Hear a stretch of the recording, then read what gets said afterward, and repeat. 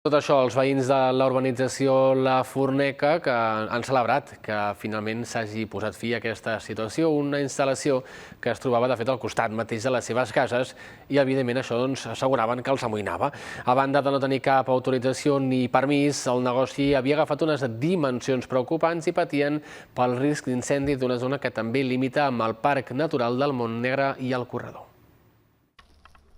Sense fer massa soroll i evitant la confrontació directa, els veïns de la urbanització La Fornenca respiren més tranquils. Van ser els primers que van alertar que en ple espai agrari de Mataró s'hi havien instal·lat desenes de caravanes, bungalous i barraques. Per aquest motiu, veuen en el desmantellament del càmping una petita victòria.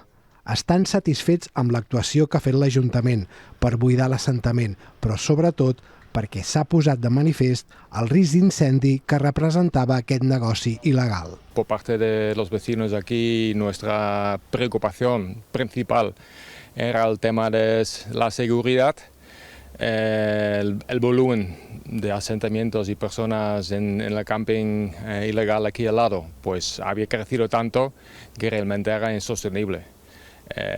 Aquí este verano, bueno, en España en general, pero aquí en este verano también hemos tenido pequeños fuegos que no han ido más allá, pero también demostraba la evidencia del peligro.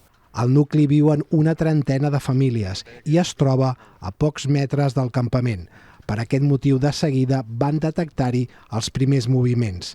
El que havia començat amb unes poques caravanes va derivar ràpidament en un assentament enorme que semblava que ningú podia aturar. Nosotros entendemos que podría haber gente en ese camping que tiene problemas de vivienda, que obviamente estamos completamente sensibles y compraremos esta situación, pero también hemos visto que quien estaba explotando este camping no estava trabajando a favor de esta gente. Ara que l'ocupació ha acabat, la petició dels veïns és que el conflicte també es resolgui d'una vegada per totes als jutjats.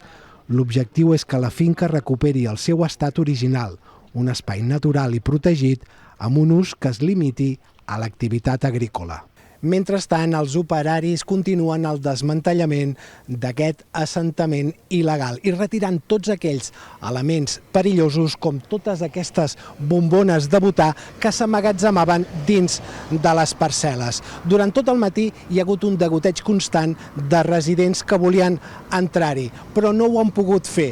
Ho podran fer a partir d'aquest dijous, sempre i quan hagin trucat a l'Ajuntament i hagin demanat cita prèvia. Un procés, a més, que s'allargarà fins al pròxim 15 d'octubre.